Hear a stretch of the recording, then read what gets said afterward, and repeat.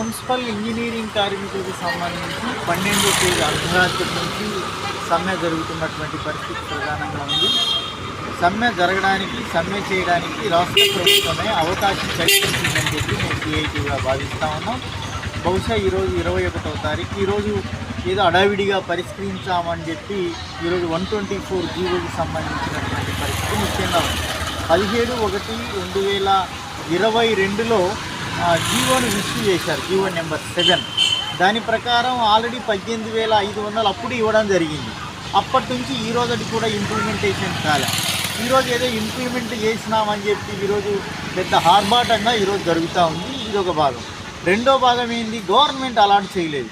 Local బాడీసే దాన్ని increase చేసి local బాడీలే దాన్ని ఏర్పాటు చేసుకోవాలని చెప్పి దాన్ని ఇవ్వడం జరిగింది.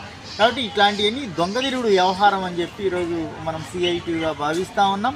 కాబట్టి జీవో నెంబర్ 7 ప్రకారం అందరికీ ఇంప్లిమెంట్ చేయాలి. 124 ప్రకారం 15 నుంచి 18.5, 18.5 నుంచి 21.5, 21.5 నుంచి 24.5 కాదు. సిఐటి అడిగింది మినిమం 26,000 వేతనం ఇవ్వాలి అని చెప్పి సిఐటి అడిగింది.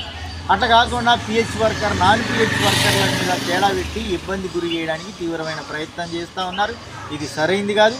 ప్రభుత్వం పునరాలోచన చేసి మినిమం 26,000 వేతనం ఇవ్వాల్సినటువంటి అవసరం ఉంది.